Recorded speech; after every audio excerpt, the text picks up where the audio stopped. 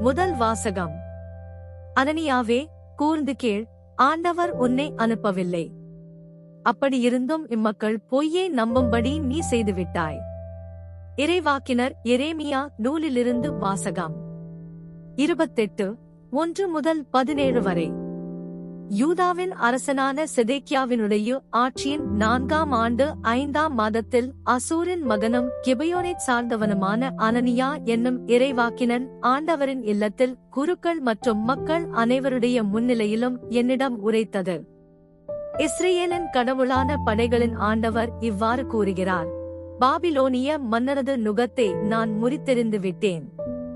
பாபிலோனிய மன்னன் நெபுகத்நேசர் இவ்விடத்தினின்று கவர்ந்து பாபிலோனுக்கு எடுத்துச் சென்றுள்ள ஆண்டவரது இல்லத்தின் கலங்கள் எல்லாவற்றையும் 2 ஆண்டு காலத்திற்குள் இவ்விடத்திற்கு திரும்ப கொண்டு வருவேன்.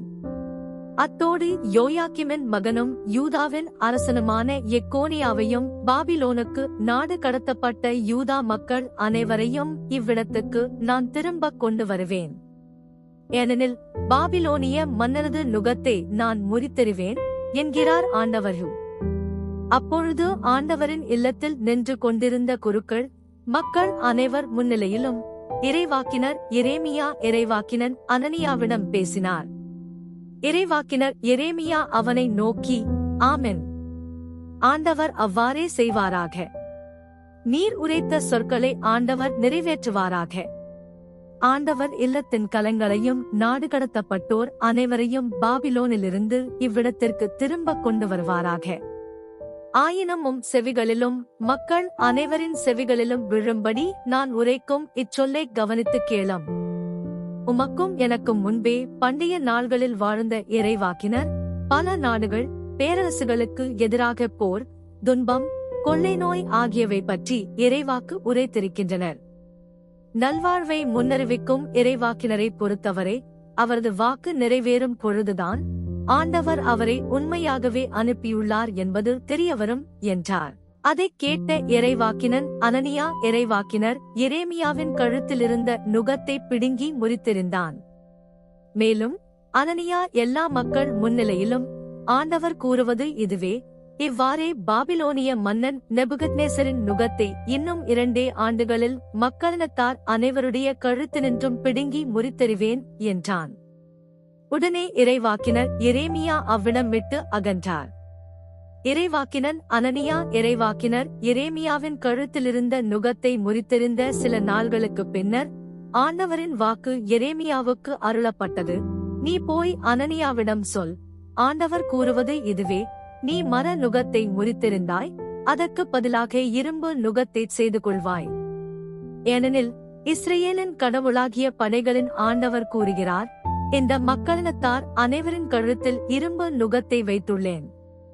ஆதலால் அவர்கள் பாபிலோனிய மன்னன் நெபுகத்நேசருக்கு அடிபணிந்து பணிவிடை செய்வார்கள். காட்டு விலங்குகளையும் அவனிடம் ஒப்புவித்திருக்கிறேன். அப்பொழுது இறைவாக்கினர் எரேமியா இறைவாக்கினன் அனனியாவிடம் கூறியது: அனனியாவே, கூர்ந்து கேள், ஆண்டவர் உன்னை அனுப்பவில்லை.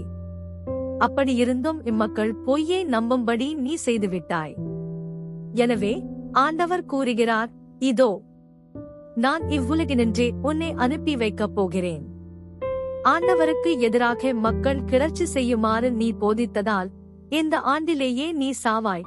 அவ்வாறே அதே ஆண்டு 7ஆம் மாதத்தில் இறைவாக்கினன் அனனியா மாண்டான். ஆண்டவரின் அருள்வாக்கு. இறைவனுக்கு நன்றி. நற்செய்தி வாசகம். இயேசு அப்பங்களைப் பிட்டு சீடர்களிடம் கொடுத்தார்.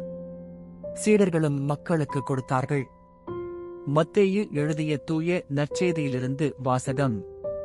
14:13-21 வரை. அக்காலத்தில் திருமுழுக்கு யோவான் கொலையுண்டதை கேள்வியுற்ற இயேசு அங்கிருந்து புறப்பட்டு படகிலேறி பாலை நிலத்திலுள்ள தனிமையான ஓர் இடத்திற்குச் சென்றார். இதை கேள்விப்பட்ட திரளான மக்கள் ஊர்களிலிருந்து கால்நடையாக அவரை பின்தொடர்ந்தனர். இயேசு அங்குச் சென்றபோது பெருந்திரளான மக்களைக் கண்டு அவர்கள் மீது பரிவு கொண்டார். அவர்களிடையே உடல் நலமற்றிருந்தோரை குணமாக்கினார். மாலையான போது சீடர் அவரிடம் வந்து, இவ்விடம் பாலை நிலம் ஆயிற்றே, நேரமும் ஆகிவிட்டது. ஊர்களுக்குச் சென்று தங்களுக்கு தேவையான உணவு வாங்கிக் கொள்ள மக்கள் கூட்டத்தை அனுப்பிவிடும் என்றனர். இயேசு அவர்களிடம், அவர்கள் செல்ல வேண்டியதில்லை, நீங்களே அவர்களுக்கு உணவு கொடுங்கள் என்றார். ஆனால் அவர்கள் அவரை பார்த்து, எங்களிடம் இங்கே 5 அப்பங்களும் 2 மீன்களும் தவிர வேறு எதுவும் இல்லை என்றார்கள். அவர், அவற்றை என்னிடம் இங்கே கொண்டு வாருங்கள் என்றார். மக்களை புல் தரையில் அமருமாறு ஆணையிட்டார். அவர் அந்த 5 அப்பங்களையும் 2 மீன்களையும் எடுத்து வானத்தை அண்ணாந்து பார்த்து கடவுளைப் போற்றி அப்பங்களைப் பிட்டு சீடர்களிடம் கொடுத்தார். சீடர்களும் மக்களுக்கு கொடுத்தார்கள். அனைவரும் வயிறார உண்டனர். எஞ்சிய துண்டுகளை 12 கூடைகள் நிறைய எடுத்தனர். பெண்களும் சிறு பிள்ளைகளும் நீங்களாக உணவு உண்ட ஆண்களின் தொகை ஏறத்தாழ 5000. ஆண்டவரின் அருள்வாக்கு. கிறிஸ்துவே உமக்கு புகழ்.